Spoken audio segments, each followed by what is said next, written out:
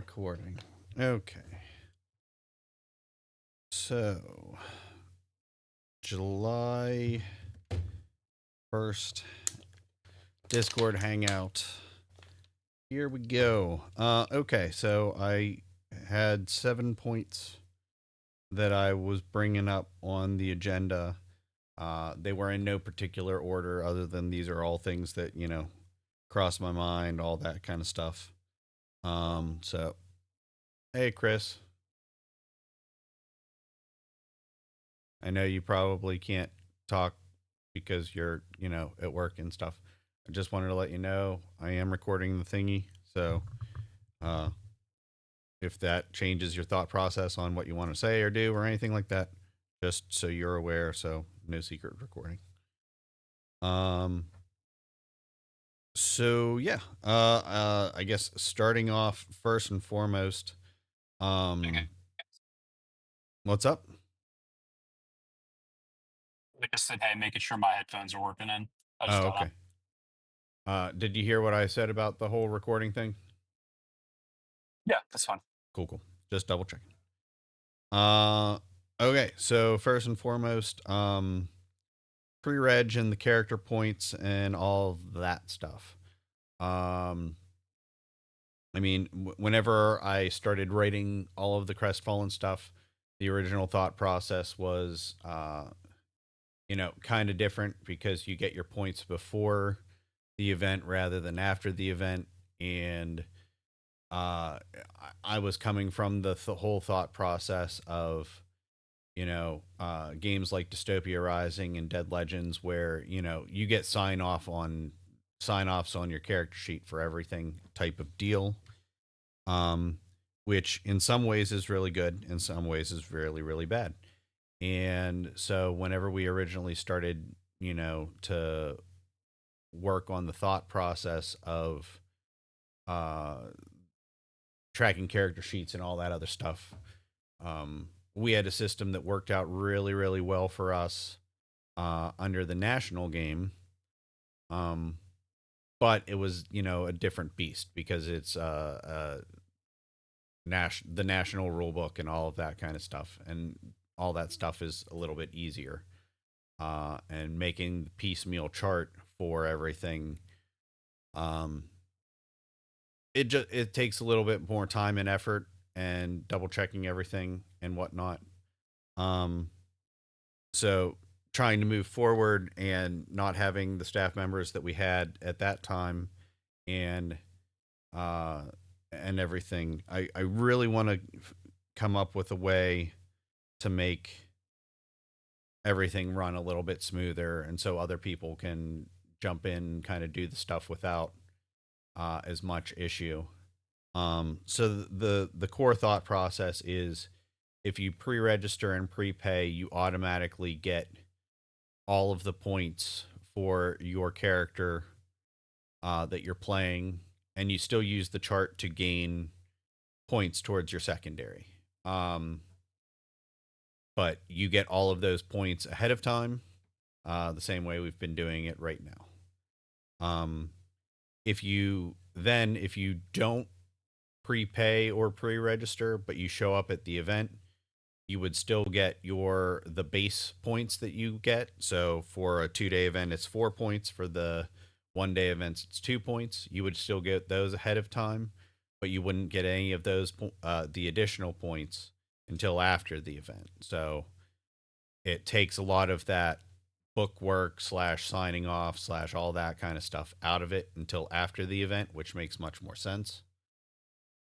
Makes it a little easier on the back and forth, and hopefully makes it so that things fall through the cracks less. Like I had an issue where I goofed up Frank's stuff. I was not adding his setup stuff, and that was just because he wasn't getting it signed off. Um, but not realizing he needed to get it signed off, all that kind of stuff. Um, so just trying to be more abundantly clear about that kind of thing and whatnot.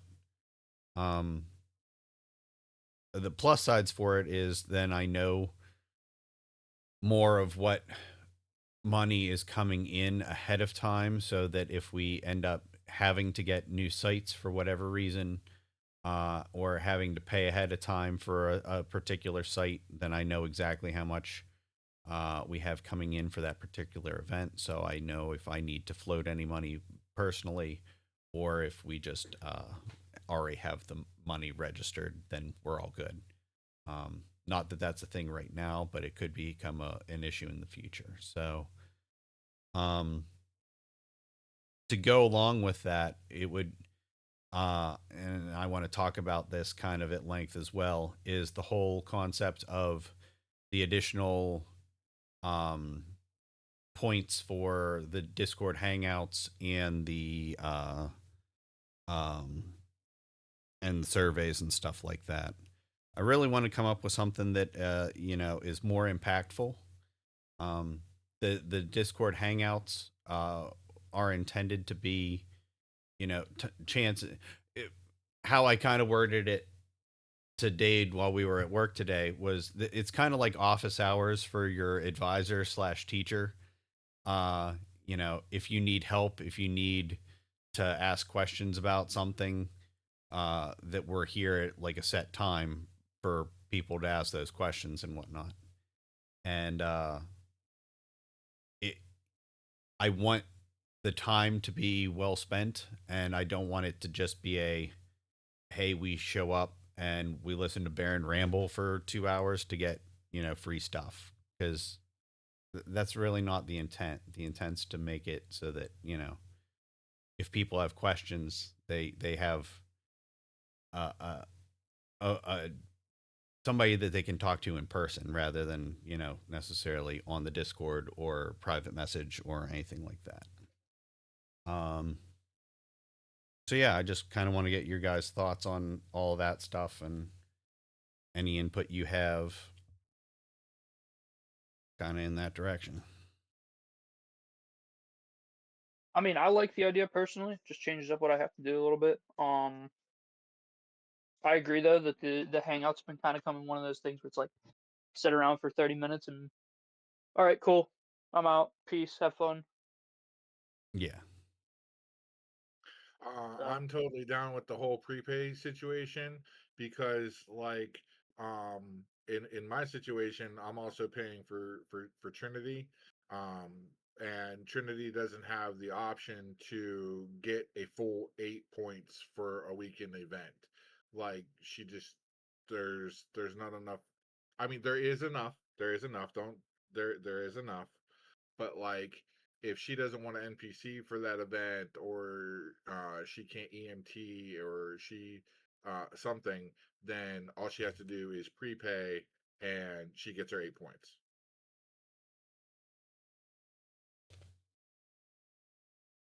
Yeah. Yeah. I mean, whenever I Yeah. originally set out to make the, oh, sorry, go ahead, Chris. So I was just gonna say, I really like the idea of it.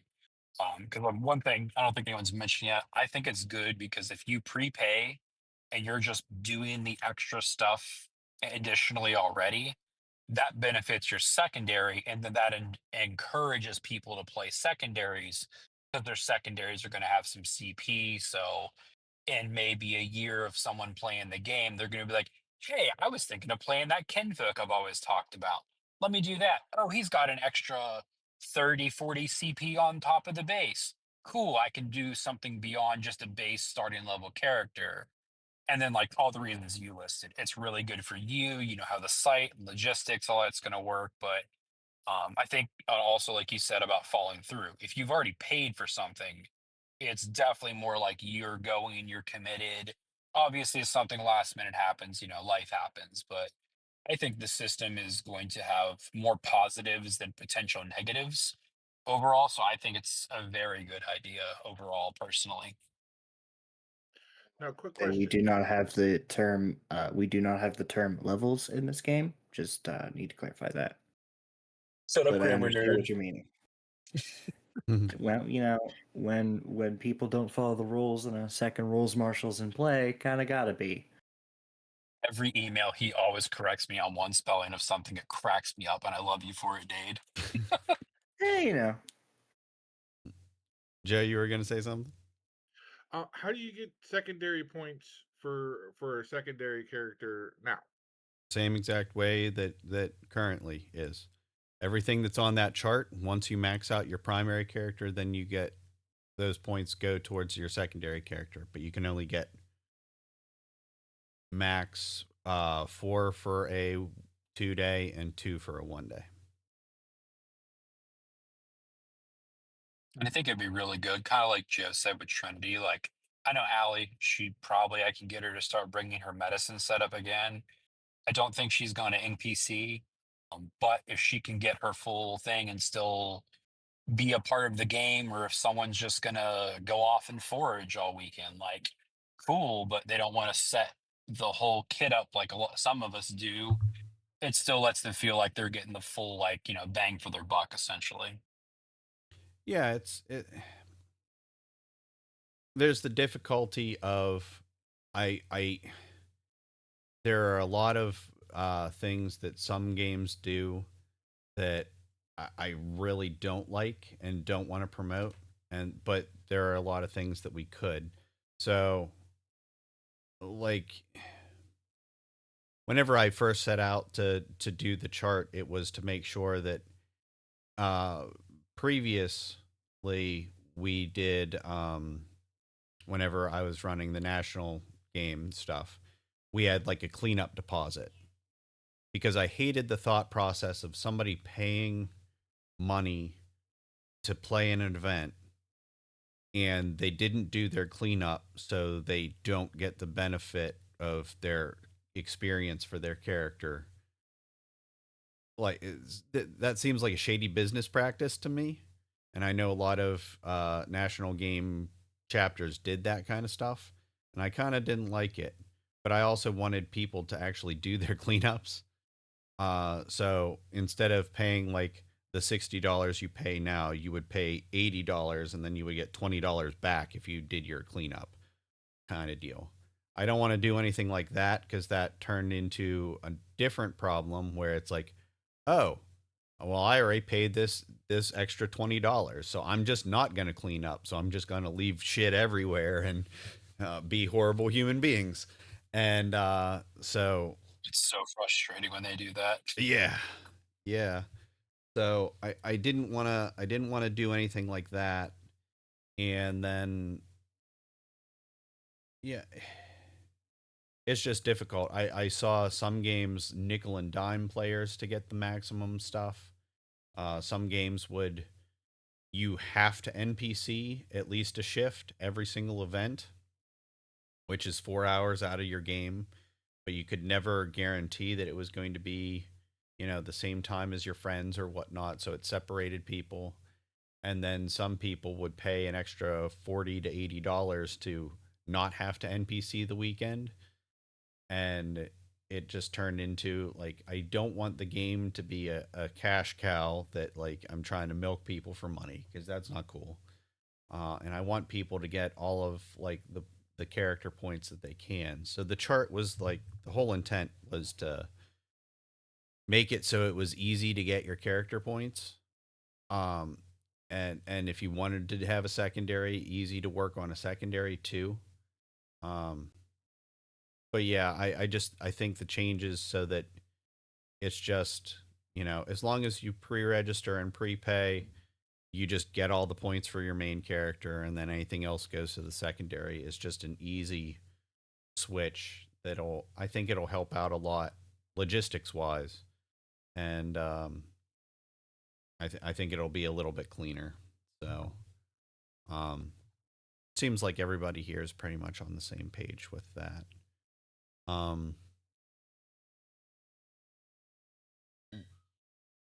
Other than that, like that core mechanic change, what do you guys think in regards to like the hangouts and stuff like that? Because like I want to have ways for people to interact with to learn the rules and to get help if they need help.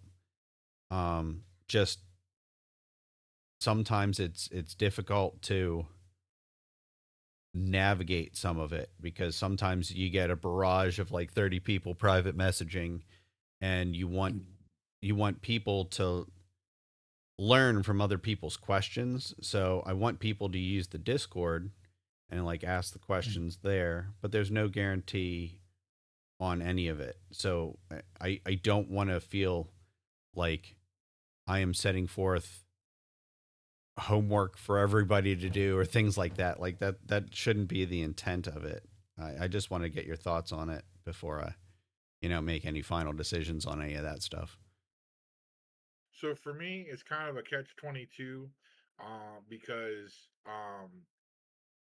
when before I've had time to think about it, and when I was one of those people that would just, I don't know, I would start at 7 o'clock in the morning and talk to you until 6 o'clock at night about rules and things of that nature. That is how I felt comfortable, was talking to you private messaging wise, because there were certain questions that I asked that after I got done asking them and you answered them, it is not the way you answered them. It's just the sheer fact that, duh, I really should have read that, or duh, I really should have known that. And I didn't want to feel like I was asking a dumb question in general chat and then kind of get embarrassed about it and stuff like that. However, you know, I get the whole ask the masses, because everybody's here to help out anyway. And it might be an actual good question that 5 or 6 other people were like, yeah, okay, this might that was a good question. And now 5 or 6 people know instead of just me. Yeah. Yeah, that is part of the catch-22. I agree with you 100%. So under the new idea, I'm guessing that if you prepay and do everything, would the Discord Hangout just add to your secondary if you attend? I honestly, I kind of want to cut all of the extra like benefit stuff. I just want to cut, to be honest, to make it Okay. as easy and streamlined as possible.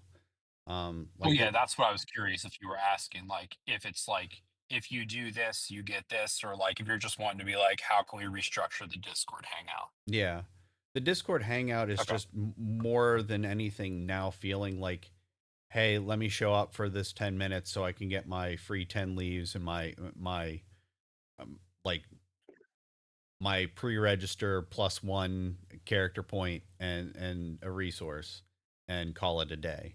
Now, I don't mind having different ways for people to earn leaves and resources outside of the normal like just a game. Like that's part of what the whole like writing articles for the olive branch is and stuff like that. So I'm not opposed to that. Like doing your after event um surveys. That's real easy. I can just put a check mark box next to each of the events so that I know, hey, somebody did their survey for this event, and I can show it real clearly on the Right. tracker. The Discord Hangouts, just the way that everything was built up whenever we did it, are harder for me to track, and then it turns into a cluster F of everything.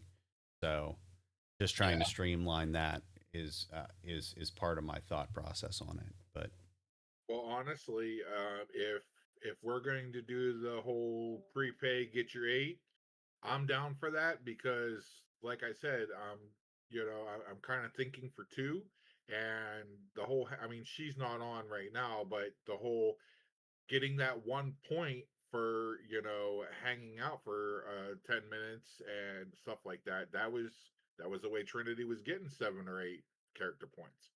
You know that was her way. But if we're gonna go to the whole prepay and get your 8, I'm I'm cool with hanging out is exactly that, hanging out. If people got questions, people got answers. If people don't want to come, then people don't want to come. okay, cool, cool. Anybody else have any thoughts or opinions on any of that stuff? I think if we're doing the auto max out, I mean, I think it's reasonable just remove the character point benefit from the Discord Hangout, honestly, and just keep it more for educational purposes and Yeah. rules clarification, or for like, hey, we're going to discuss the new race, new lineage this week. Anyone who wants to talk about it, let's talk about it. Whatever the topic is, Yeah. put up a topic. If people want to show, they want to show. If not, or it's just bad time for them, don't show up and just do your normal thing, prepay, do whatever. I think it's fair. Cool. Cool. Now, when would this start for August? I'm not 100% sure yet. Like I'm not making any specific changes until I talk with the other staff members and go over things. Most of the time we only do changes after the symposium stuff. But the whole pre-register and character point thing I think is an important enough thing that we might change it, for August, but that is not set in stone yet. That's something that I'll talk with all the guys about first before we implement anything. And that would be an official announcement, and that would be an official change on the website. Okay. I think it's reasonable to make like a special addendum mid-season if that's gonna, impact the outcome of the game for the next, foreseeable future. Yeah. It's not like, oh, we're just doing a play test. Now the play test is over. So Yeah. I think it's reasonable if you do mid-season. Yeah, I Hey, agree. Bear, I just thought about this. Yeah. Just real quick, while it's on top of my head. Yeah. What about like a mini symposium halfway through the season? I know like the whole yearly one is big and everybody gets together for it, but even just like a small get together, like a hangout or something, just to go over stuff that's happened this season, what's going on, here's what's going on with the chapter and everything, just to kind of like get everything together for everyone. Yeah, I mean, we could definitely do something like that. I don't have a problem with that. I'm having a get together at my house the week before August event. Yeah, I'm still not sure what necessarily is all going on. I'm other than LARP events, I kind of schedule out the week or so right before, so I don't know what I'm doing yet in regards to that. But I'm keeping it in mind for sure. Awesome. Okay. Yeah, I'm not opposed to the idea of a mini kind of symposium thing, even if it's just, digitally on here doing that as one of the hangouts, just having a bigger one with an actual agenda, kind of like we're doing today.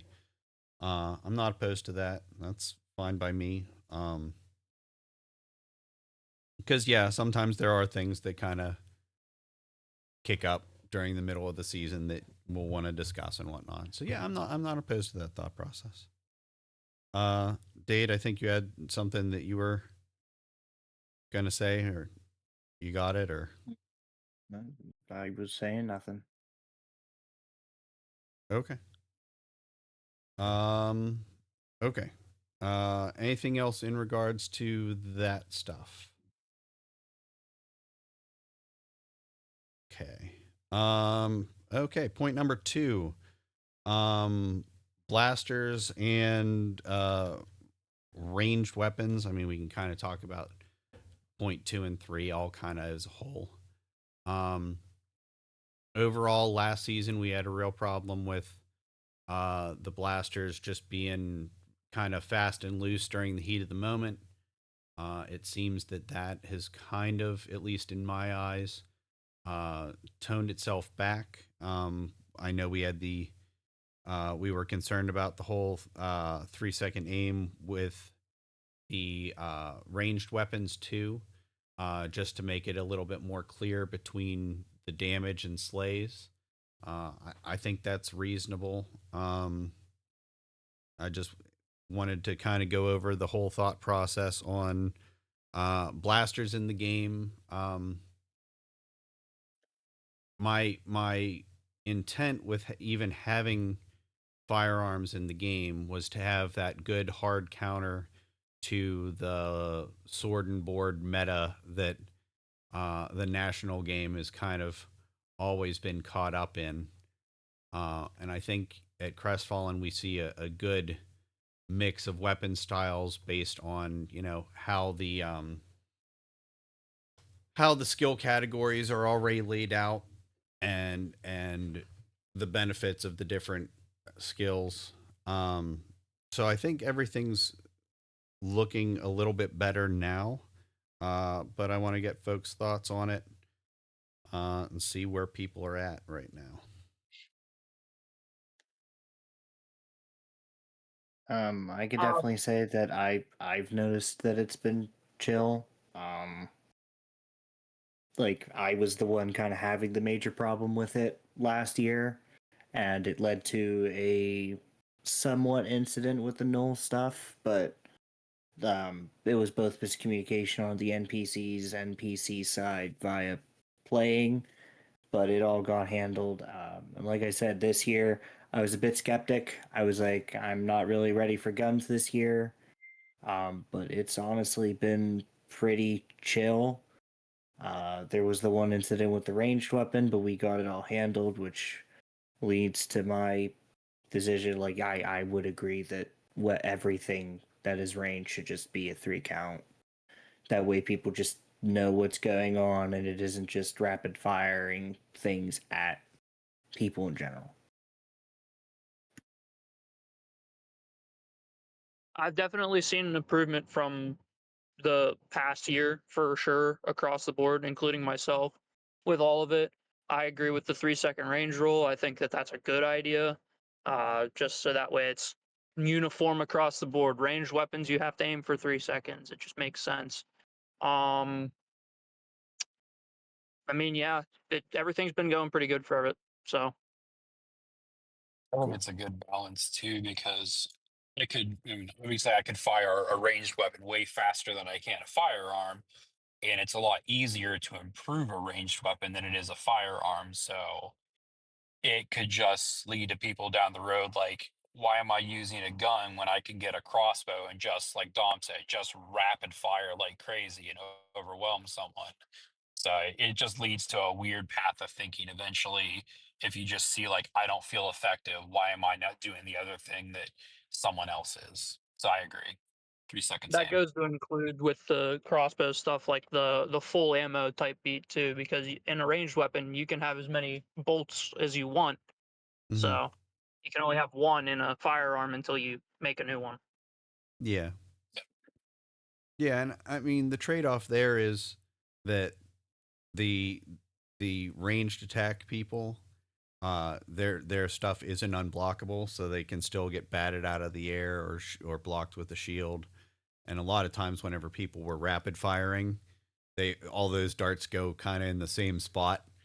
So, but yeah, I kind of agree with the change of the damage amounts for ranged weapons and for the ease.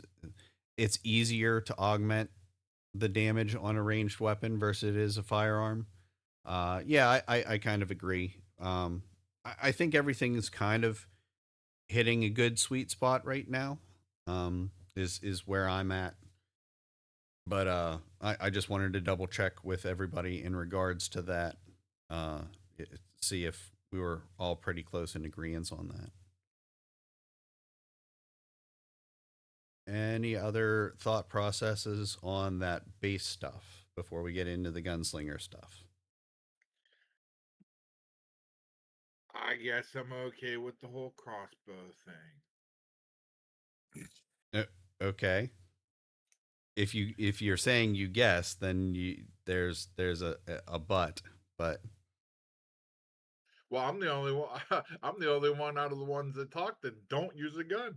I got a crossbow because my character doesn't want to be a melee fighter, Mm-hmm. but wants to be able to do some damage because um with his staff he was doing some pretty decent damage, but wasn't going very wasn't as effective against certain monsters as I could have been, say, from a ranged distance and not dying because I don't wear, or my character doesn't wear, full armor, doesn't have body and stuff like that. So he picked up a bow and arrow, and he's like, I want to be Legolas, and now he has to be less than Legolas.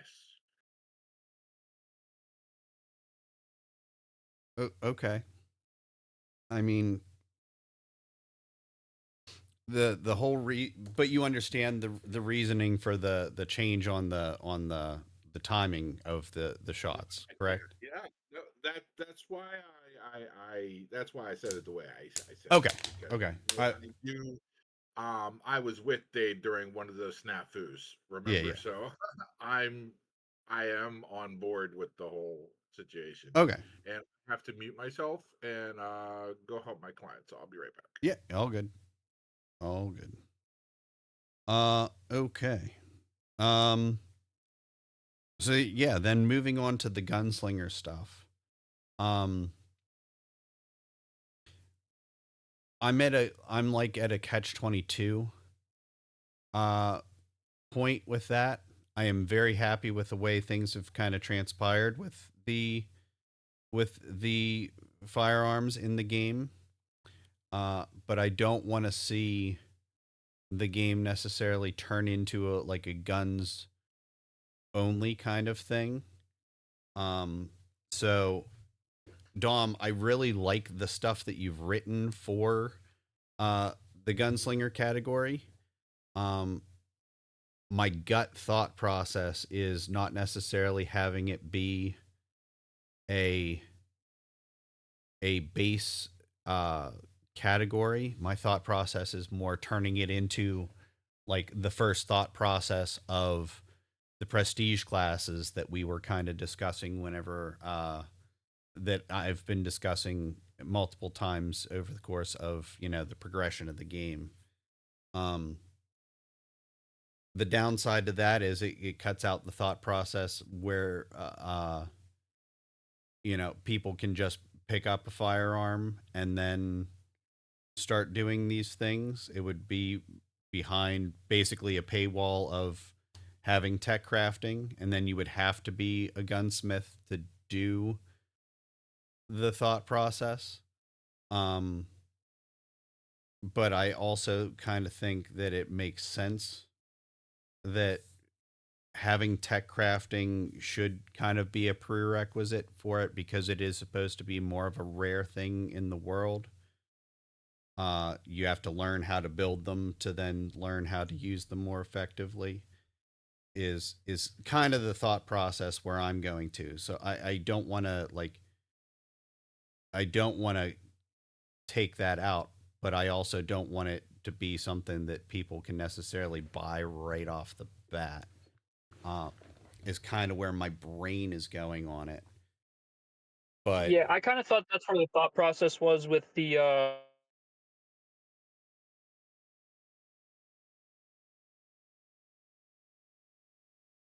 uh-oh. You still there? I think Uh-oh. you cut out. He fell into the I said matrix. I figured that's kind of what the thought process was with needing to get 10 stamina to even like get the category itself. But Yeah, part of me wants to cut that thought process, and I understand what you're saying there. It's yeah, I don't know. My brain is stuck on that catch-22 because people are going yeah, to want to that's fair. buy people are going to want to buy stamina to use the stuff in it anyway. And not that many people are putting the points into necessarily stamina skills. But I think that the tech crafting being that prerequisite would then you could remove the whole. Sorry, my brain has gone a lot of places in regards to this because I love what you've written, and it's very well balanced. But I also don't want to promote firearms being the predominant, like, this is the go-to weapon of the game kind of thing. And so yeah, that's why my brain was going towards more of that prestige class kind of thought process rather than it being like the base. Because I mean, I guess kind of to counterpoint that a little, if you go fully invested, like whatever the requirement is, tech craft, 10 stamina, whatever to get in, mhm. you are really investing everything into being a firearms character. And if you get rushed and you still have a 3-second aim time where you burn all your stamina to fire a few more shots, you're still at the limitation of firearms. I mean, as fast as you can load that thing and shoot it, it can swing 3 times, step again, swing 3 times, way quicker than you can do that as a melee character. So I see where Dom's coming from, and like I kind of had that feeling when I was trying to use guns more as a Karu, just trying to see how it felt. And if I got into a tough situation where I was getting rushed, I would panic and I would throw my gun away. So I understand the appeal of having, if I'm going all in on guns, if I have a little bit more bang for my buck, I might be able to get out of this situation alive. Because if you get overwhelmed with a gun in melee, you're dead. Yeah. No, I It agree really with. stops the blanket. What was that? I said nothing really stops the blanket beat. Yeah. Yeah, Yeah.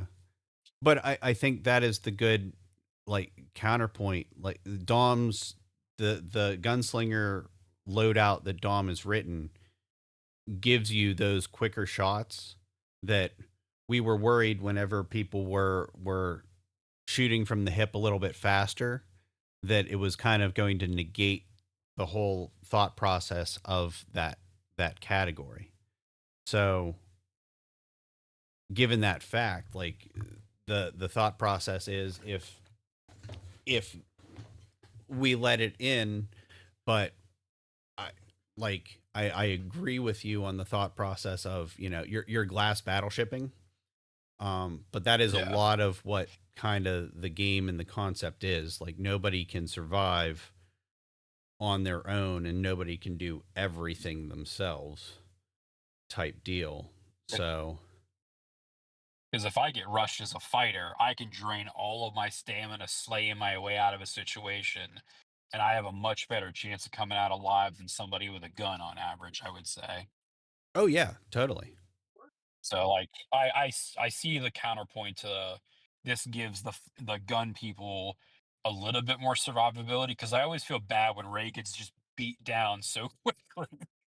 Or if Dom gets rushed and he didn't have, before he got his knives and everything. Yeah, yeah. It's like, oh shit, like we didn't protect the healer. Now he got rushed even though he's not a healer. So I mean, Yeah, yeah. it's because if he spent all that into stamina and gunslinging, he may not have the best body, so he's glass cannon, but he also has to follow some of the firearm rules unless he burns all of his stamina in one fight, then he takes a 4-hour nap. Yeah. No, I agree on that thought process. Like honestly, Yep. fight people that focus on fighting are the only ones that can survive that kind of a Zerg rush kind of thing. Um, Yeah. most people in this game can't because there's not the, you know, massive protective spells and things of that nature and all that kind of stuff. No I am shield not at walls and 5 healers behind it. yeah, yeah. I am not like I really like what Dom's written. I I don't want to see a bunch of firearm people come in with like easy access to stuff. But I'm not at all saying I don't want to use Dom stuff. I just want to make sure that we have it behind enough of a. I want to make sure it's enough of a walled garden that people are like, okay, if I want to do this thing, I'm doing this thing, and not like everybody's go-to choice to go to the thing because then it will not feel as impactful. Um, Right. so I think what might be a good idea personally is if you treat the gunslinger category like everyone has an experimental spell potentially. if you like let him try it out for 3 or 4 months or 3 or 4 Um, games, to speak up see for how it that, we went. actually Like that. already have an NPC who's doing that. He just hasn't shown up in a while. Okay. Well, I didn't know. I must have missed that one. So, yeah, see I if we don't mean, have someone in game, that might be a good call. Just to see how it feels in the heat of combat. Yeah, I think that mechanically all of the stuff is going to feel fine. My only concern is the possible overabundance of it. So like I don't have any problem with anything that is written into the gunslinger class. I think that it will feel fine. I think my only concern is the prerequisites to being able to take the thing is kind of my Gotcha. only stumbling block. I have zero problem with the rules is written aspect of it, because all of Okay. it is in my mind really well balanced, and like you said, helps out the thought process because with that class you can get off 2 or 3 or 4 shots, really quickly if you have the stamina and if you have the skills. Um, Right. but I also understand the whole thought process of you need an appropriate number of points for the skills kind of aspect to it. So Yeah. yeah, so my only, basically the point I'm bringing up at this point is that I think that Gunslinger, being on a vote for the uh symposium is a definite, like, we're gonna have another vote on it, because I don't think that we're having as many issues with the ranged combat stuff. Um, I just want to have a couple ideas of ways that we can implement it in the system rather than just one, because I'm worried that if I'm worried if it is a base category that we're going to turn into the gun game with occasional sword fighters, and I don't want to see that happen. I want to see the balance that we have right now kind of stay the balance. Um, I eh, don't I don't know the the logistics of what all is in the gunslinger categories and stuff like that, but I mean, isn't if I heard correctly, you need like 10 stam to take that. So that's what 50 or 60 points right off the top. yeah, I mean, that's a decent sized wall just to start it out with because some you would literally have to spend your entire first 60 points to get that right off the bat. yeah, And I honestly don't see people like an overabundance people gonna be like, oh, guns, this is what I need to buy. hey Dan. how's it going, Dan? Hey, We're just talking about the gunslinger stuff, and just so you know, I am recording the hangout. Okay, okay. cool. Um, so Joe, kind of to your point, I agree. Yes and no, because stamina is what fuels all of the combat stuff.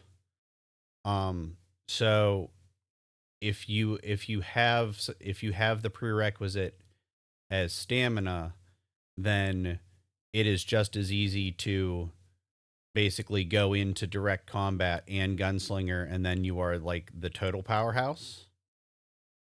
Versus if you have to take the tech crafting as the prerequisite. um Tech crafting, I believe, is like 80 CP, but you get other things that you can do in regards to that, and then buy into the thing. I think is less restrictive because you're going to So you would need 140 points for the gunslingers? no, what I'm saying is I don't think that the 10 stamina prerequisite is necessarily the right call, because then anybody that is doing any kind of combat stuff benefits from it. I think that if we want to keep gunslinging to people that know guns, having it tied to you have to have tech crafting first to do it is the better prerequisite call in my eyes. So you have to be a crafter in order to use the gun. Yeah, because the thought process is that guns are rare, so you need to know how to make guns in order to necessarily be better at using guns in that kind of fashion is my thought process. What if like if they were go gunslinger, like they would be locked out of like direct and group combat, like they could still take unarmed or like magic, We but had, then like that was brought up at the symposium. I don't like the thought process of restricting like the categories that you can buy. I'm not like I understand your thought process on it, and it's not a bad one. We don't have anything else that restricts that makes it so you can't take something else. Like, yeah, it gets more expensive, but we don't have anything that outright like cancels your ability to do so. And Well, to touch on that just a little bit is you're not locking yourself you're not locking your character out of something, but you have to lock your character into something that maybe you don't want to do. Because I know for Trinity with her character, she doesn't want to do anything crafting whatsoever, Mhm. but she wants to use a gun and she wants to use better guns. Mhm. But what you're saying is she would have to be a crafter, takes craftsman, craftsman augmentation, takes the mastery, then takes text crafting No, in order to do that. no, not at all. No, okay, so I'm No, misinterpreting it. if you are a human, you can use any firearms that are built by anyone. So, uh, that is I'm true talking too. about to take the gunslinger hickey. Yeah, Button. yeah. I think to use the gunslinging thing, I think yes, but that is my thought process. That is not the way that it is. But yeah, no. So the way that it currently works is if you are a human, you can buy the firearm skill from your lineage, and then you can use any firearm that is already produced. You can't make new ones, but you could always buy a new one from a tech crafter that knows how to make better guns, that knows how to do other things. So that isn't restricted behind anything in particular. Um, but the thought process of a gunslinger, a specialized category that you get to do different things with firearms, I I personally see as, because you have to have a better knowledge of the way that the firearms are built / how to use them, having it tied behind the tech crafting, I don't have a problem with. But it's all a difference in thought process, because part of that thought process is like people like Frank who don't like the tech portion of the game. He just wants to be a dwarf that is, a dwarf and in a fantasy world.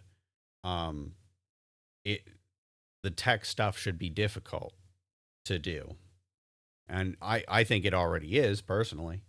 Um, but I also see the pros and cons of somebody that wants to specialize in fighting with firearms, uh,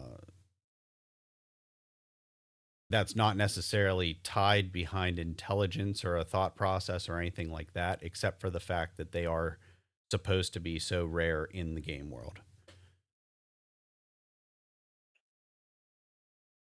So it's a back and forth. And I see Dom is typing away frantically. So, and then not.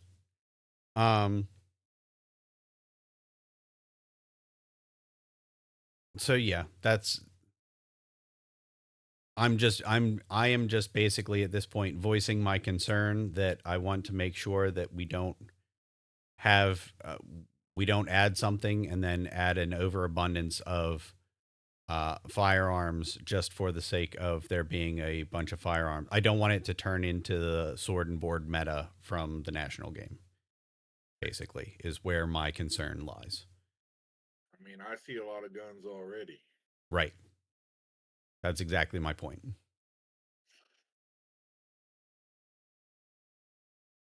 Right now, having a lot of firearms isn't a huge deal because it's a good, kind of as Chris put it, it is a good barrage. We're trying to keep people at bay, but as soon as they get within arm's reach, you can get surrounded and pounded pretty easy as a firearms person. So having it so that people that are specifically trained in it can do some cool things. I don't have a problem with that, but just finding the way to balance it is the thing.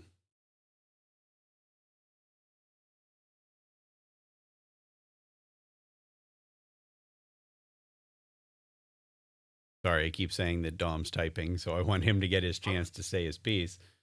I just wanted to say, Dom, hit send. No, it's good. We keep talking, and I'm sure he's like changing up what he's saying because we continue to talk. So I kind of just want to let him get his.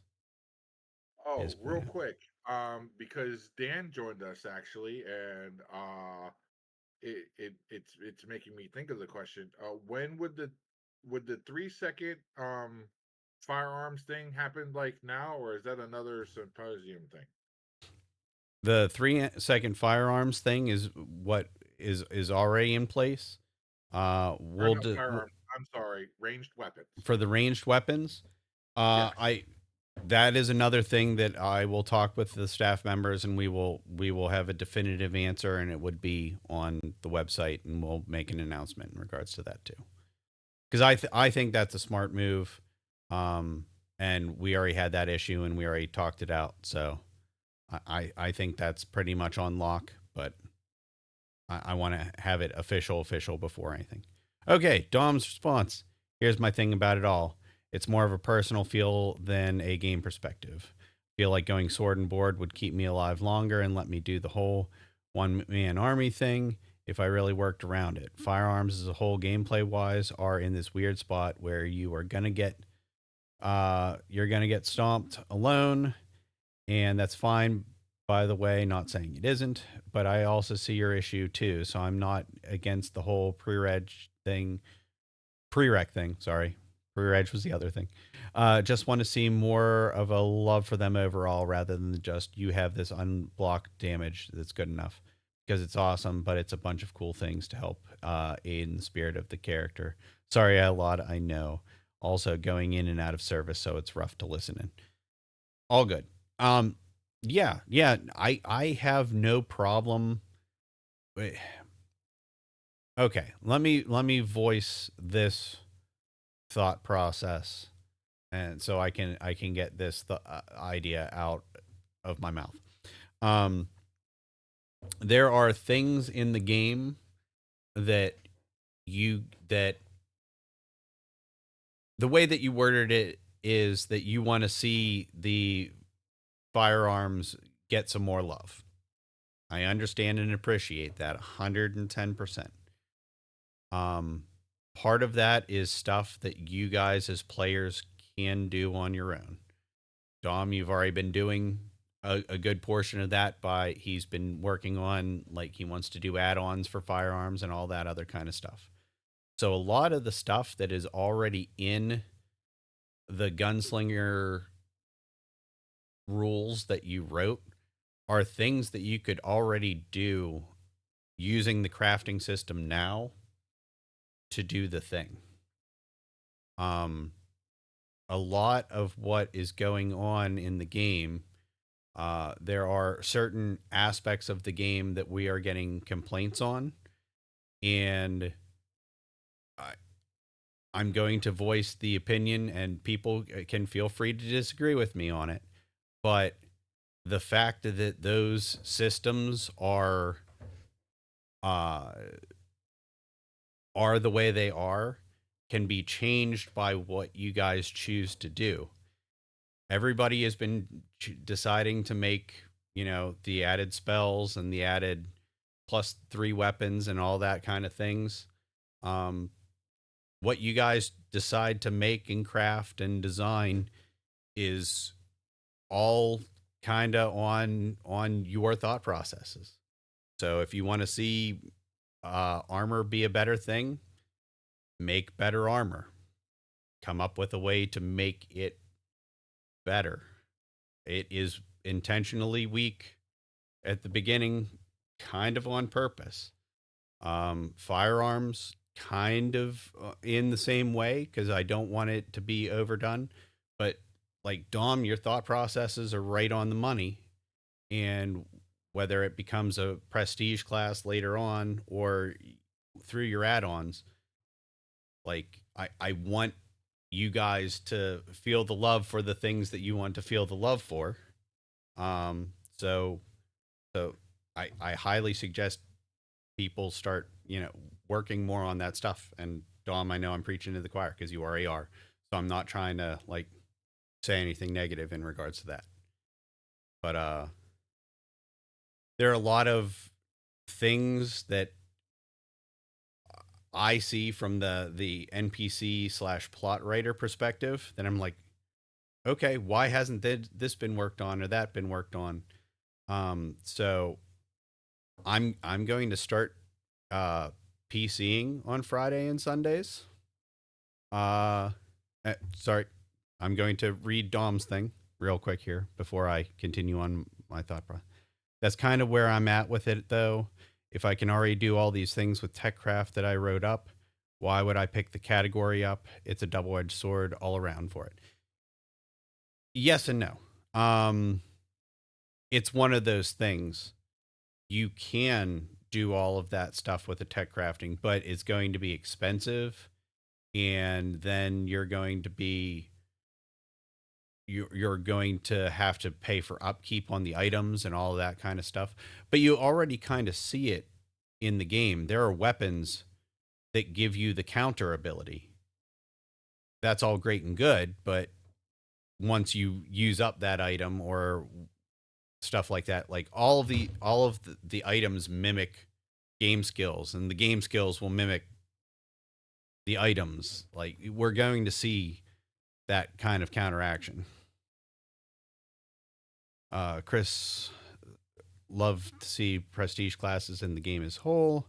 That would make me more comfortable as a player for long term. And if we have more specialized things we can do, like subclasses in D&D. Well, that's the thing. Like, I had already started at the beginning of the game saying, like, that is kind of my intention to see where this thing goes. But as part of the symposium, it's part of the player's job that want that kind of stuff to kind of push forth that stuff. So like Dom already is, and so it's coming up with a way to make that stuff balance in and work and things of that nature. But yeah, that's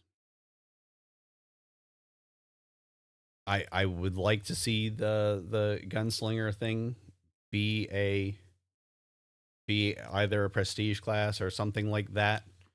But I want to make sure that it balances out, and that's why I was just suggesting, coming up with a couple different options so that we can make it fit the best we can, so we don't have a bunch of people that instantly jump to the thing but it still seems like an attractive thing to jump towards if that is a play style that they want to play towards. Because I agree with Joe. Like there already are a lot of firearms in the game, so it is that balance of making it difficult to get to. Okay. Dom said, I love the prestige class idea as a whole too. Just trying to figure out how and why. I'm not a game runner, like I've said. It's hard for me to balance stuff out from the player's point of view against that. I think that's a great idea, just maybe with the ranged weapons deal instead. Yeah, I mean, there are a lot of ideas that we can come up with. I basically just wanted to say, that I have not ruled it out, and all of the firearms things have gotten better over the course of this year, and just wanting to come up with a couple options so that we A, do right by the gunslinger stuff, but B, also do right by the game and the game world. Just want to make sure it's, we don't go too far one direction, or that we don't revert into the bad habits of previous. So that's the big concern.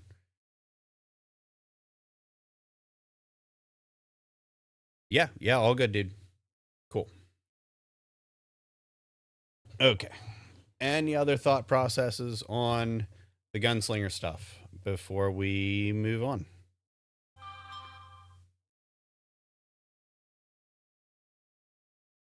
Okay. Cool. Point number 4. The slay and parry cost reduction. Dom is saying something else. It might be in regards to that, but we'll go ahead and move on, and I'll read his comment whenever he is done with it.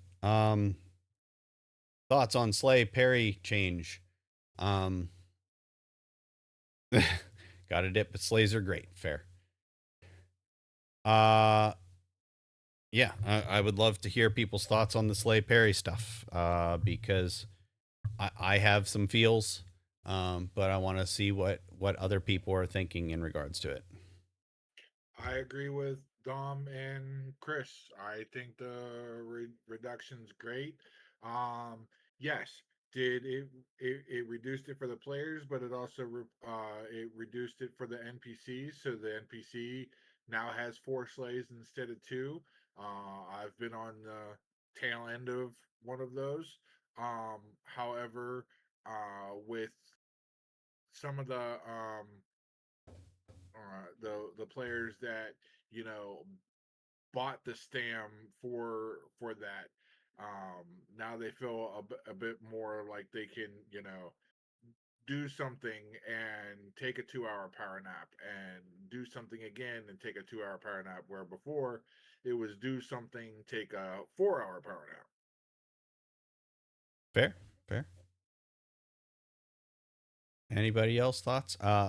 Chris was saying how he thinks that it's well balanced, but he thinks counter is still high. Otherwise, great change. Same with break. Okay. Yeah. I'm still personally in the camp that I think that slay and parry should both be 2. I think that having them still be offset, but slay be 1 and parry be 2, I think was a step too far in my thought process. But if everybody's cool with how it's been going, good to know. I appreciate it. Whenever it comes to counter and break, I mean, we can take a look at it for next symposium. But hold on one moment. Interesting.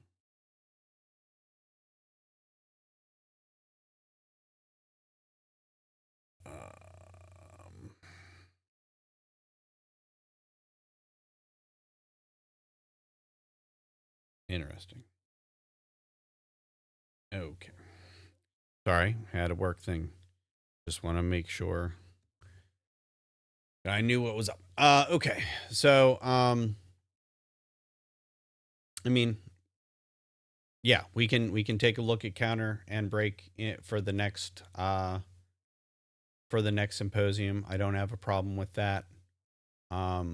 I think break is a powerful ability. I think counter is pretty powerful too, when timed appropriately. So, but yeah, I'm willing to look at it. If people are interested and get people's opinions and thought processes on it. So, yeah, any thoughts in regards to any of that? Anybody? I think they're pretty good as is personally. Like I understand what you're coming from saying that it should cost a little more because you're putting a little more into it, but the fact that it is just one is kind of nice for those who want to be more tanky, and it helps the players in their endeavors than um, more so than not. You're saying that uh you're fine. You like how Slay and Parry are with the one being 1 point and the one Yeah, being 2. because my big thing is like it affects the NPCs too.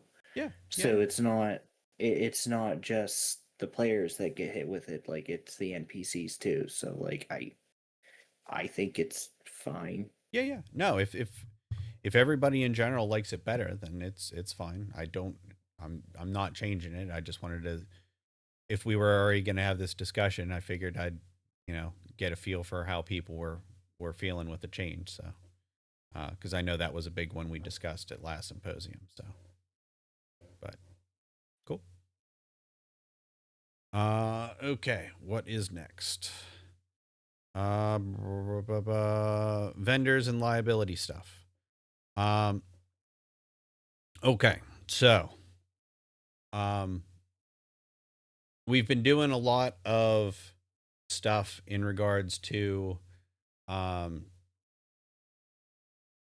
all the food things and whatnot, and like, we had Randy come in with his lemonade and all that kind of stuff. Joe, you're doing the whole like I'm trying to feed people and everything. So part of what we need to make sure of, and we kind of discussed this a little bit, was that we need to make sure that it is abundantly clear whenever players bring in things to either trade or give away or anything like that, they're going to be considered as vendors, basically, for liability's sake. So, for example, whenever Brittany brings in her the mock alcohol that she brings in, she is basically acting as a vendor at that point, because we do not have a license to sell or produce or anything like that, any kind of drinks or that kind of stuff. So, she brings in drinks to give to people and all that other kind of stuff. If somebody were to get sick off of her drinks, that's not Crestfallen's liability, because we didn't produce it. We didn't like sanction for her to produce it or anything like that. That is something that somebody is bringing in of their own volition, and it's not something that Crestfallen is liable for. Just like if people were to, buy a drink off of Randy and get sick because he didn't disclose something or whatnot. All that stuff is like super not fun to deal with, and I don't want it to become a big thing. But we also have to cover ourselves as well as protect those people. So overall, I'm going to come up with a blanket statement that we're going to have on the website, as well as we're going to have posted, that, whenever you are dealing with any of those kind of interactions, you know, it is at your own free will and discretion. This isn't a thing that lots of LARPs think about, and it's one of those things that I definitely think we need to keep in mind, um, just a little bit more. Not necessarily because we want to like scare people off or anything of that nature, but just because it is a possible hazard, and we don't want anybody getting in trouble in any way, shape, or form. Okay. Sorry. No, all good. So I was going to open the floor to anybody, thoughts, issues, concerns, anything like that. My thing was just okay. So I'm a vendor. Do I need a license? Do I need to get like a food handler's thing, or can I just keep doing what I'm doing? You can keep doing what you're doing. It is basically the thought process of, hey, Crestfallen is not, we don't run a tavern for that express purpose. Like, we do not provide food at our game because we don't have those licenses and things. Everybody just has to be on the understanding that you're taking part in a potluck. So, you know, like, you have to keep, it's up to your discretion, not the game's kind of aspect. We just Would need it to. make it? Oh, sorry. No, go ahead. I was gonna say, would it make it easier to just have like a simple waiver sign? Like basically, like we assume all responsibility for any food or drink. Uh, It can however cover you would word anything. it. Like, I don't want a leather vendor that shows up at the game and sells somebody a pair of bracers and then it busts in 5 minutes. Like, that's not on Crestfallen. So it's not just food and drink. It's like all that kind of stuff. Like, we don't vet vendors. We don't do anything like that. We're also not like Drachenfest where we, kind of hire people in or anything. I just, That's what I mean. Like just having like a simple waiver, like any type of vendor here, like you must assume all responsibility. Blah blah blah. You like Crestfallen, and then just like a once a year sign thing, kind of like we do for like the other stuff. yeah, I mean, we could definitely do that works. That actually could be a really good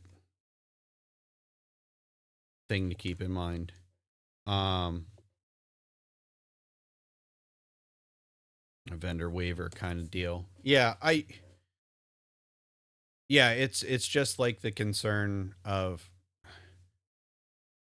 yeah.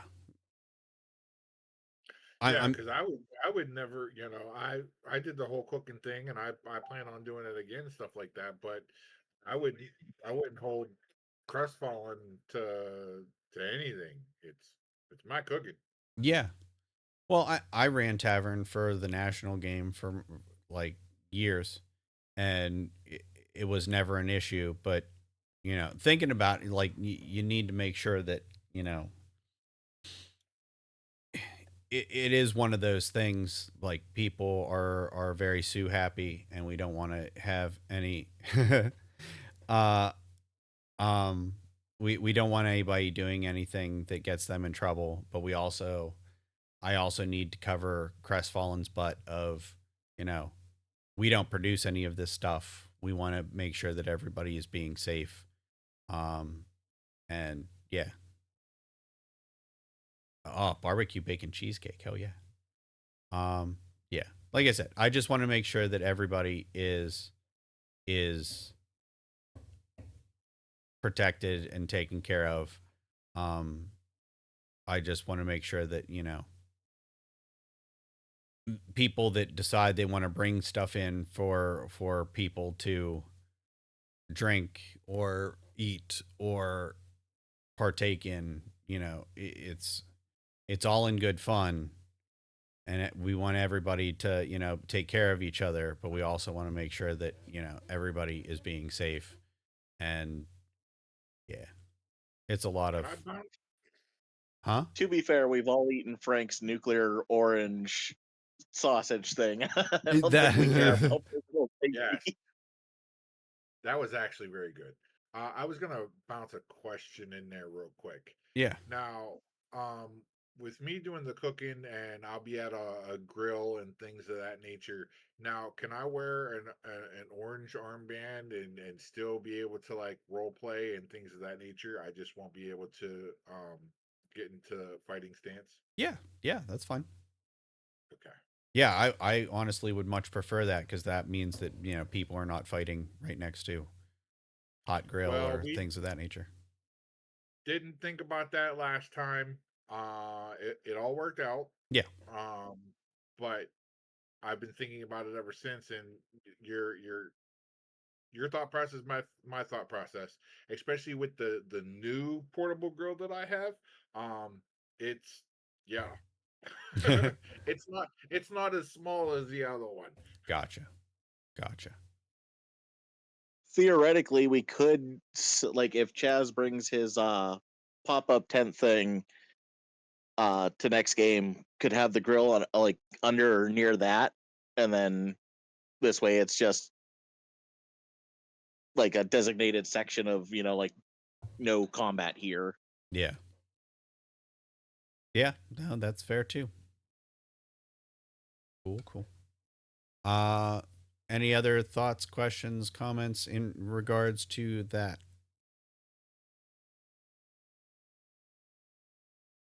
No, Okay. I'm good. Cool. Orange tape on the tent for that area. That is a great idea. Well, I think Chaz already had ideas for his popped up tent. That was going to be for the gathering area for the gathering item. Yeah. But I think that's kind of why they were suggesting that area too, because that area is combat can't occur within the confines of that thing. So, yeah, I think that might be why they were suggesting, why Matt was suggesting possibly doing that in that area. But all good. Yeah, that was pretty much my thought anyway, and just kind of make like a, if you can't cook underneath it, because I don't know how like strong the grill is, like make like a little couple foot section off to the side that's uncovered, and then that's where you could grill. But this way, it's Yeah, we could still keep it then in the confines of it. yeah. Cool. Anything else before moving on from vendor stuff? Cool. Point 6. Voting on the goblins as a PC race at this lineage. Yep. Bad all right. me. I know. You were gonna call Fuck me them out on Dolphins. it. I saw the green. I was like, no. Sorry, Mr. Dane. Don't call me out on it. But yeah. So the thought process is that is going to be going into effect. We have I think a pretty solid build on the goblin lineage tree. Thoughts, comments, concerns in regards to that? I might play a secondary character then. Fair. I just see more green makeup in my future. Also fair. Anything else? Any other thoughts on that? I'd be too biased, so I'm gonna shut the fuck up. That is fair. Okay. So if there's nothing else on that, we're going to the last bit. Authorship and ownership of intellectual property. We've been talking about this on the staff side a bit, and I'm having trouble coming up with a good enough thought process to go with it. So just trying to also get the thoughts out there. Whenever somebody brings something to a LARP, story wise, 9 times out of 10, the LARP is saying, okay, well, then we own this property now. I know that's how the national game does it. I don't think that is necessarily legal and not cool. Also, it kind of with the thought process of Crestfallen, seeing is your characters are your own. You kind of bring them to our world, and then you have them interact with it. Um, Having a bunch of different concepts clashing against each other is a core part of what the game world of Catalosa kind of is. And it was always my intention for Crestfallen to be the thought process of, hey, if you're writing or running plot here, you retain ownership of your intellectual property. If you want to write a book about it, if you want to write your own campaign about it, if you want to do anything like that, it's still your thing. Like, it's not our thing.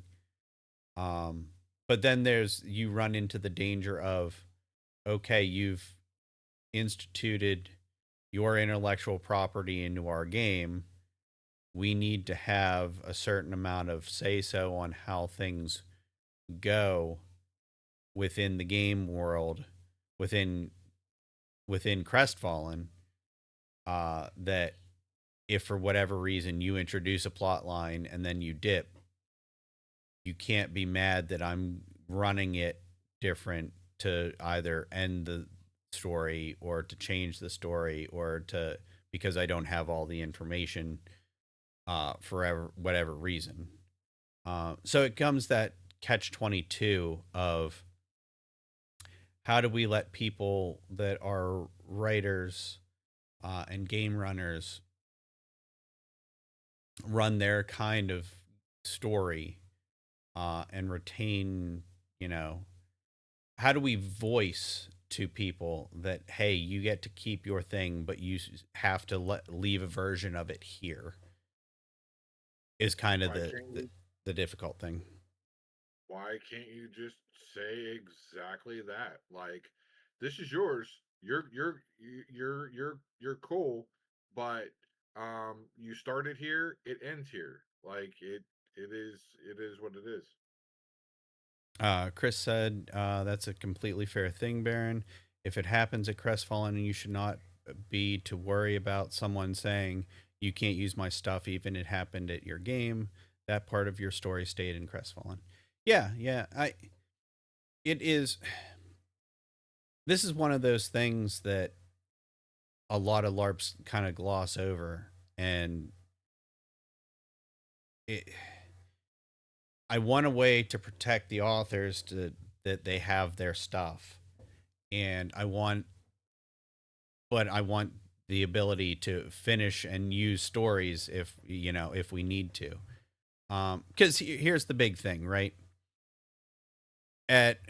At the national game, there is the nostalgia factor, and then there is the, we don't want this plot line to end factor. And oftentimes that thought process clashes. One person is like, oh, the nostalgia is so cool, I'm so happy to see this old story that I was part of come back. And meanwhile, other people are like, hey, this is the third time we've seen this freaking story, we're done with it. Just wanting to make sure that there is, you don't want that stuff to overplay, but you want to have that chance to delve back into things whenever it makes sense to. And it's just because other games haven't worried about it doesn't mean that we shouldn't worry about it and try to be fair with people. And part of bringing on new people as storytellers and writers is having a good way to say this stuff and to make them feel comfortable telling their stories, that they're not necessarily going to get, I don't know. It's difficult because stories are very, very personal, and to even throw it out there, having people run stuff in Catalosa is already difficult for me, let alone other people bringing their stories and having it, you know, be influenced by the game world and things of that nature. Sometimes it's a tentative thing. So just trying to come up with the best way to have that acknowledged and understood before people get into writing and that kind of stuff. As a writer, and I've wrote plot for another LARP before. I've always assumed that the story I'm writing is mine, but once I put it into the game itself has its own way of doing things. So if it's my plot rotations weekend and I wrote something for like I created a farm and I gave that farm life and things of that nature. Well, say the next weekend where I'm not part of plot, but somebody else wanted to visit said farm, well, that farm is part of the game. Like you can't just be like, nope, can't run it. I'm not on plot this weekend. That's a dead piece of game. No, it's it's still part of the game. So um it would be that part of plots or whoever's on plot rotation that weekend. I know we don't have rotation things of that nature, but I'm just using for an example. Yeah. But whoever was running plot that weekend could be, you know, could be like, hey, listen, somebody wants to visit your farm. Any pointers? And I could be like, all right, point A, B, and C. Or because it's their plot weekend, be like, okay, we're just gonna run with it. And then, because they knew that I wrote it in the very beginning. Look, somebody wanted to visit your farm. This is what happened. Hope this doesn't, break the story or change the story, that what you were going for. But, it is part of where it is, and then it would be up to me be like, oh, okay, cool, and then I would continue on with my story because um I would figure out, okay, that's not the way I would have went with it with my farm, but here's the way to bring it back. Yeah. No, I don't disagree. I'm just trying to. It's one of those things. You want people to. There are a lot of things that, depending on our experience, we've interacted with and dealt with, and some things are. Uh, some things we have a set thought process on, and it shouldn't necessarily stay a set thought process. But it's the only way we've ever known it, so that's how it is canonically in your head. And then whenever somebody brings an opposing viewpoint, you're like, well, no, that's not how that works. And then sometimes you got to question that. And a lot of Crestfallen is questioning those things that I took for granted in one way, shape, or form from one game or another game and whatnot. And so anytime I see or have brought up one of those things, first I get instantly defensive because I was like, no, this is the way it is. This is the way it has been for years. And then I have to stop and really think about it and separate out that thought process. Okay. And Chris said, at the end of the day, Crestfallen has the story that was run at the game, but people can take the rest to the story and leave the world if they leave the game, for sure, to continue the story elsewhere. If it happened at the game, then it's part of the lore. But if it was away from the game, then it's in the hands of the creator runner. Yeah, that makes sense. Like I said, I just wanted to. Did that just say the event is? Oh, okay. Sorry. I had a little pop up show up saying that the event is starting, and I thought it changed the time on the Discord hangout again. Yeah, no, overall, like I said, I just want to, there needs to be something that either we write up and put right in the rules or something of that nature that lays it out. And I I could lay it out the way that I said it. I just don't know if that's the best way to say the piece or not. And I just wanted to get some additional thought process on it. Like, Well, my thought process is the way you laid it out, even with the way that Chris laid it out and stuff like that. Because I've asked you about running plot or not plot, but yeah, game, and things, and I would for sure be on board with. Okay, cool. I'm writing up something. It's mine. I can use it elsewhere, but I'm going to use it here at Crestfallen. And if I do use it elsewhere, Baron's not going to be like, "Oh, you can't do that." yeah, But it also tells Baron, "Look, if you want to keep using this when I'm not here, then you can do that." yeah. Cool, cool, cool. Anybody else have any other thoughts in regards to that? Would it I would, make it easier if saying like if somebody were to add something to the game or write up something to the game, there is basically like they have a version and like Crestfallen has a version of their idea of their vision? Yeah, I mean,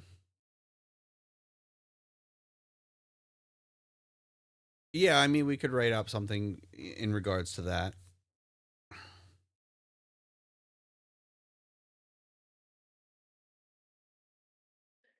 I like Matt's idea. I kind of like that too. Right, you know, uh, farm farm one, farm two. This is the way I see it. This is the way Crestfallen gets to utilize it. And Chris brought up the fact of doing a write up or a disclosure is fair. That's yeah. Okay. Dade, you were going to say something, and you and Matt were talking at the same time. I feel that if there is something that can be written and signed, like just that assurance of they have agreed other than just a verbal agreement, because a verbal agreement can't be tracked. um I feel that would be a good one to do. Okay. So going along Chris's thought process of an actual write up slash disclosure that is signed. I agree. Because then there can be that conversation of like, look, hey, we appreciate you're interested in writing stuff for us, but this is kind of how it goes. And if they want to back away, then they can back away, and it isn't like they've ran things for a year and then next they hear it's, oh shit, and then they misinterpret it and it goes the other way. Yeah. No, that's fair. Like, no, you signed the thing. Like, we're not taking it away, we're not doing anything. It is, the signature is there to have a physical thing saying basically you said yes. Fair. For us to be able to use this and that you are to work with us with it. No, that's fair. No, and that yeah, that takes a lot of the he said she said out of it type of deal. So yeah. And that's my big worry, is the he said she said stuff. So if there was something there to be like, look, man, you can't come after me. You signed the thing. It's right here. Mm-hmm. Like, that would be better.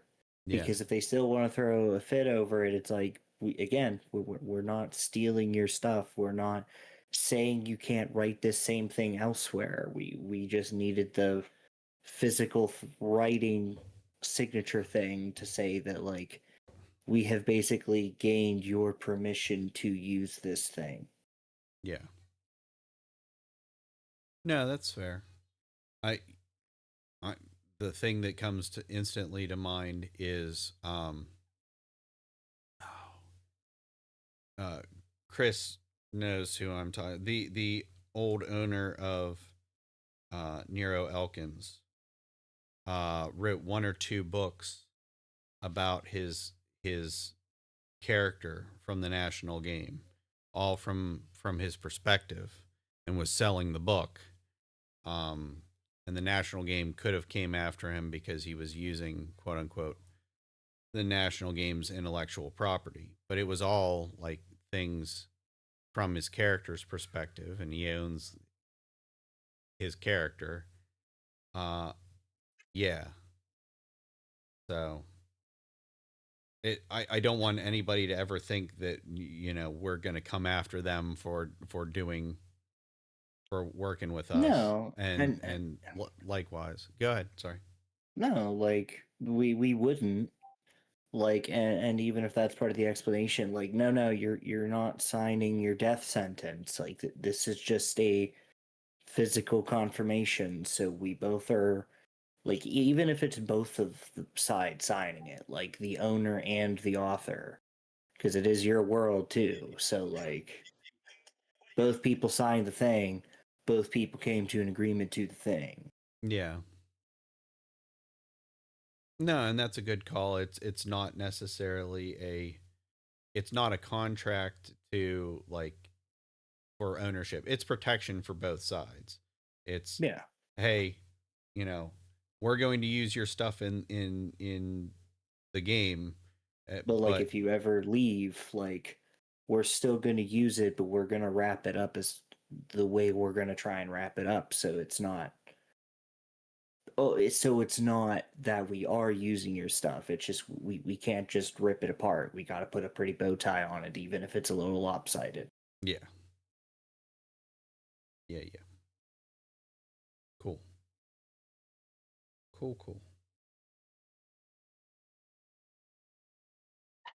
No, that gives some additional perspective on it. Cool.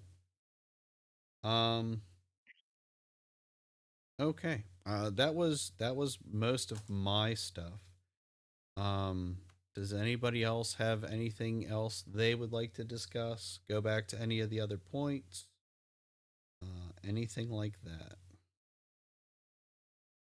I say if we can try to get an itemized itinerary like we had tonight for future hangouts, I think that would help the hangout situation.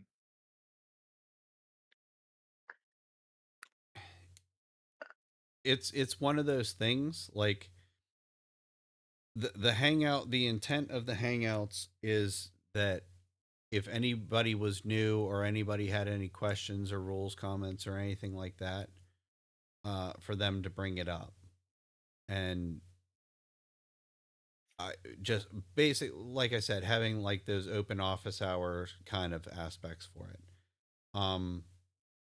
So Go ahead. you just then turn it into the videos. You want to talk about the bleed condition? This hangout is dedicated to the bleed condition and questions about it. It will be recorded and posted for those who have questions about said bleed conditions. Your answers might be found here in a video.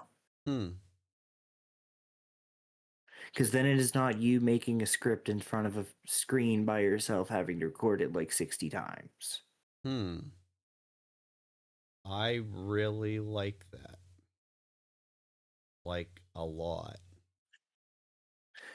And then it gets the community involved with the videos, because if there is something they say that you're like, oh shit, okay, with, like, if people say, oh, the bleed condition should do this instead, or this too, it adds to the thing and questions and answers about said thing. Or, that's a good idea, we might keep that in mind. Because again, then it saves you from having to necessarily make, like, you could still do your scripted rules things if you wanted to, like, for like you were saying about trying the YouTube shorts, like, this is the scripted, like, me quickly explaining what this rule does, and then there's the, like, long talk of it, almost like a podcast, basically. Yeah. No, I really like that, because then people can be involved if they want to be involved, and it cuts the time constraint issue on my end because I'm going to be here anyway doing the thing. So yeah, no, I really really like that. That is a very good idea. Yeah, and that's the thing. Like I wanted to do the shorts. I wanted to do a whole like thing on that kind of stuff. But it turns into the minutia of the recording and all that other kind of stuff. But I agree if it is just literally the conversation on the point and other people are getting involved, that's cool. I like that. I don't know if Because then, like, people who may have their questions can still ask their questions, but like if you have this hangout is dedicated to the armor role, or this hin is dedicated, or this thing is dedicated to this rule, like you could also do the sly thing and sneak hints in there, and if people pick it up, they could be like, "Oh shit, I could make a thing," or "Oh shit, I could do this thing." yeah. Like you're sort of opening up the world to them for those who don't really play often. I really like Dade's idea because that would have been phenomenal with Chaz's idea about doing the create item, create spell class that he was trying to drum up. Yeah. No, super cool. Cool. No, I really dig that. Um okay. Well, with that thought process being in place for next hangout, what do we want to focus on? Is there anything that you guys can think of that you would want to either talk about slash do slash prestige? No, we're not doing prestige classes first. I don't think doing the new stuff is a good idea to start off with. I think my thought process is that we should hit the rules that people are having issues with even now after 2 to 3 years of the game being out, uh rather than Conditions.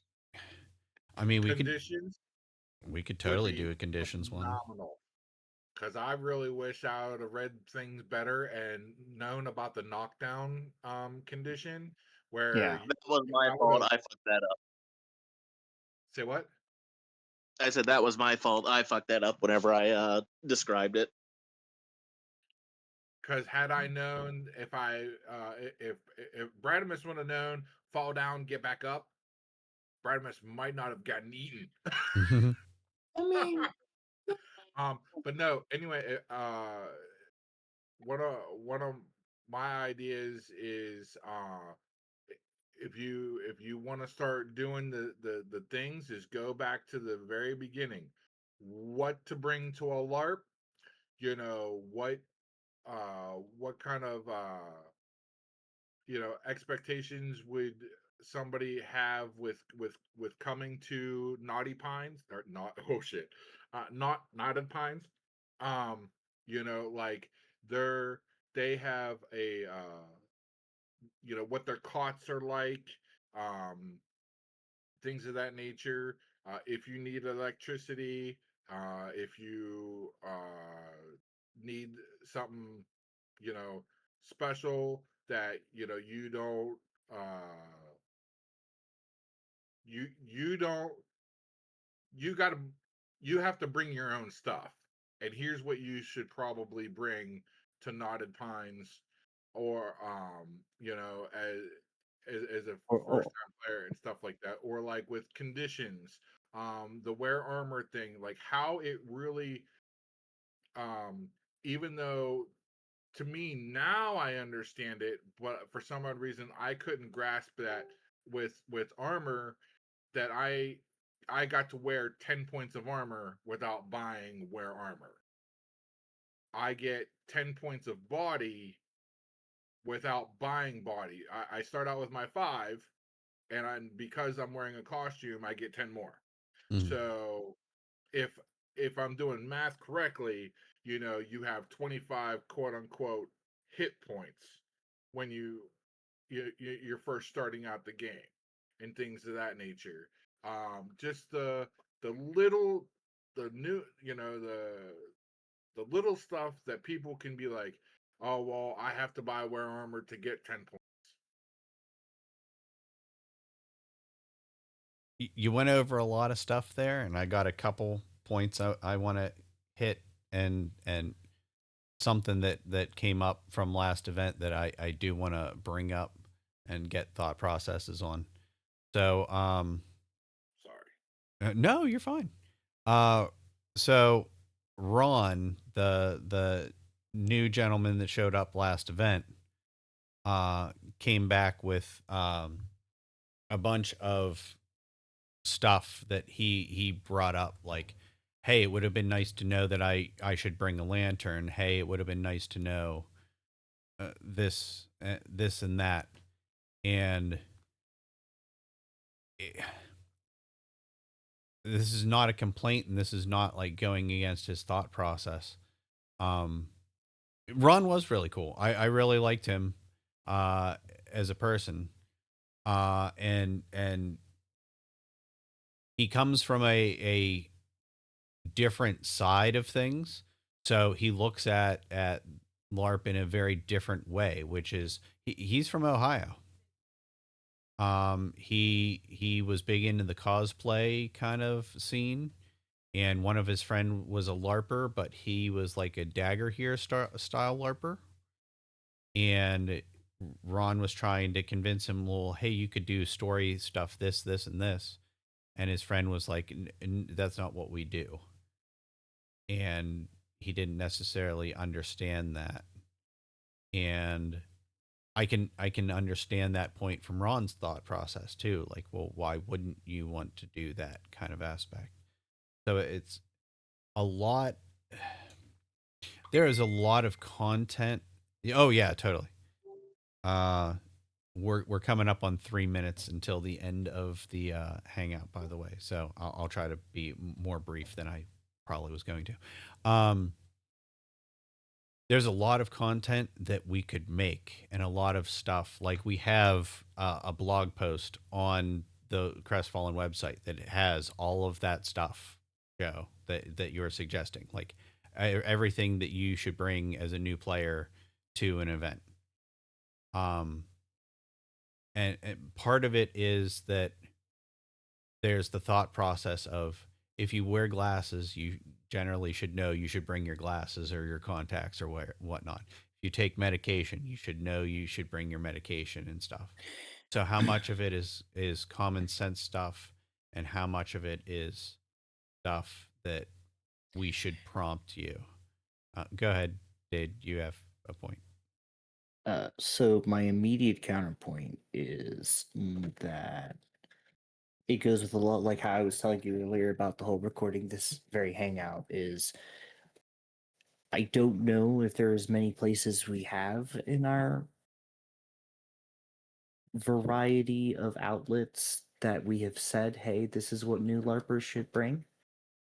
And I really feel that a quick, easy one to get a lot of attention would be a video. So I kind of think that even though it is already there, even if you just read what the blog post says at a recorded hangout for a video, like, it would still be somebody physically saying it instead of like, oh, this was in a blog where, like, Yeah. Yeah. I don't disagree. The point that I was trying to verbalize is that we want to make sure that we hit home the important points, and it can't be a like uh uh this is the be all end all like list of things that you need to bring. I don't think people expect that, but people do. Oh geez. uh um but yeah, I don't disagree that coming up with that and having having that content is a good idea. I agree. Also, my big thing is I feel that you would probably be one of the very few people that would actually be more humble on what to bring, because like some of the videos I have found have been like people going, you should drop $300 on a medieval tent. And it's like, no, I don't have that money. Yeah. No, that's fair. We Because real quick, and actually I will touch on Chris's comment right there. Um, you actually don't know if you wear glasses that you should bring your glasses to a LARP, because maybe they do have that whole don't bring anything, post 1600. yeah, that Medication? Yeah, I got you on the medication. yeah. But like glasses, watches, cell phones, things that you would normally bring with you on an everyday life, um, that you can bring to a LARP, because my watch keeps my heart rate and I have high Okay. blood pressure.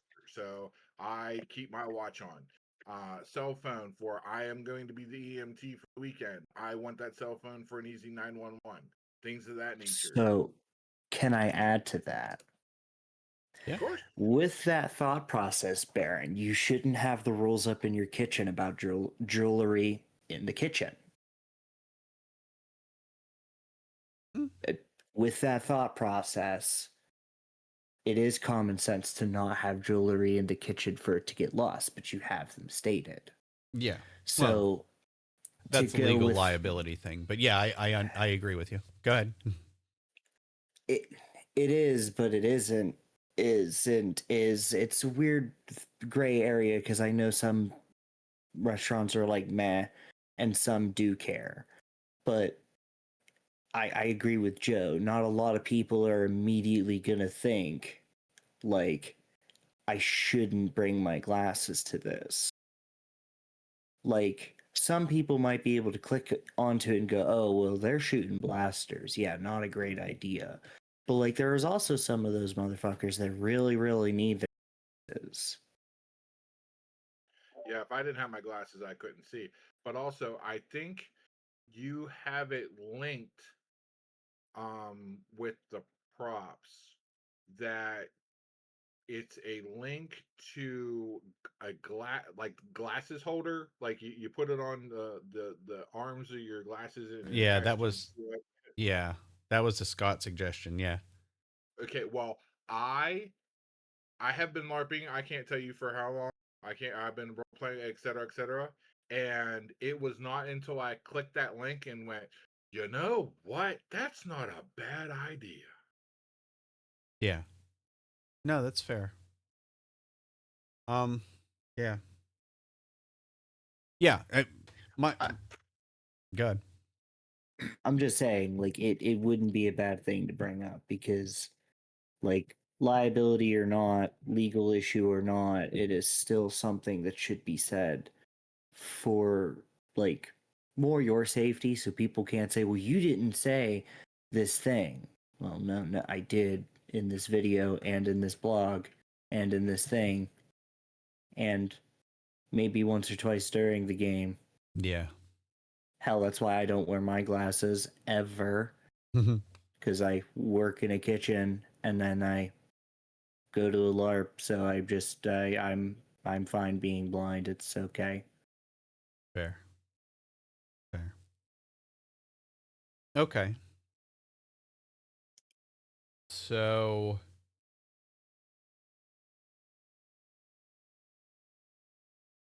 sorry, I'm just writing some of these down.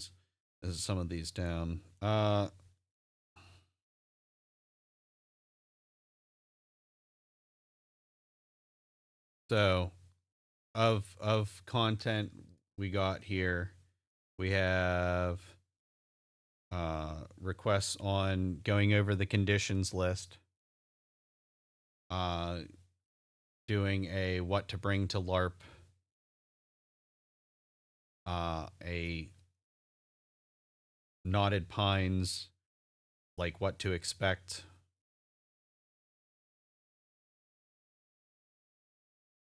And then like See you later, Matt. bye, Matt. See you, Matt. Bye bye. And then like starting out what to expect at Crestfallen kind of concept thing. So okay.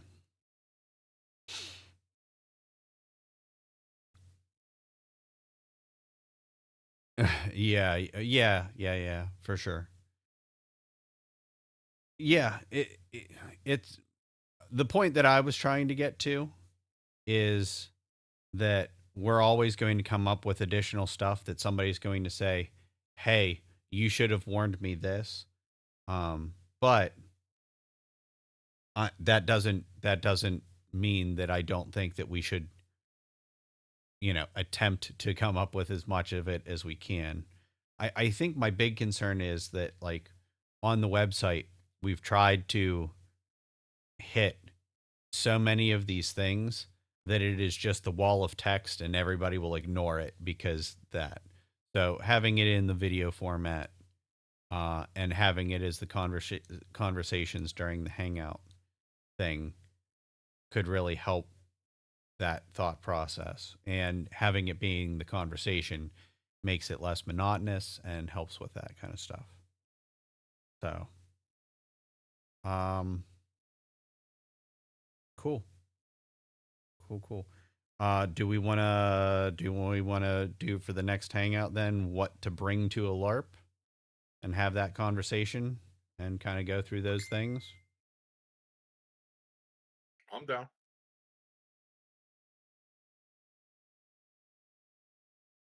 Okay. Cool. We'll use that as a starting point then, and we'll go from there. Okay. So yeah, we are 7 minutes past, so I'm going to need to get going now. But we will get an official decision on the 3-second aim for blasters and ranged weapons. That'll be officially posted in the announcements if that is confirmed. And we will get an official decision on the check-in, pre-reg, prepay, that change. I'll sit down with the staff folks and get an official decision on those two things. Yeah. And this will be the official last Discord Hangout survey link. If we end up making those changes. So copy message link and paste, and there. No. Dang it. I always do that wrong. Okay. I am. Copy text. There we go. That's it. So go ahead, fill that out, and get those turned in. And if those changes go through, we'll let people know via the announcements page, and then it will get changed in the rules text, probably within a week of us making that announcement, if not that day. Any last second questions, comments, or concerns? I'm going to give it 2 minutes. Anything. Bueller. I'm good. How many different submissions can you write for the olive branch? Yes. As many as you want.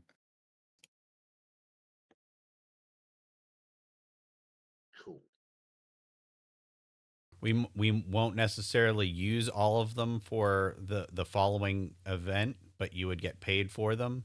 And then if we start getting like backlogs of articles, then I have content for whenever, there's less articles. So yeah, I will gladly take them. How do we know if it's going to be used or not? I mean, In what context? Because well, like I wrote something for the olive branch. However, I put it up. I did not write my character's name to it because it wasn't my character doing it. I wrote about it as an anonymously. yeah, So, will I get to know, like, if I don't show up at the event to get an olive branch, will I know that, hey, this got used, your character's getting points for it? whatever you turn in, you will get paid for the event that you turn them in for. Whether they're used in that one, I'm not going to necessarily be able to track all that kind of stuff. But Okay. you would get paid for it, all of the submissions, even if we use it or not. Okay. Okay. I believe that's everything. Thank you very much for coming and talking and going over this stuff. And I will catch you guys next time. Later. Thank you very much. Thank you. Later. Bye-bye.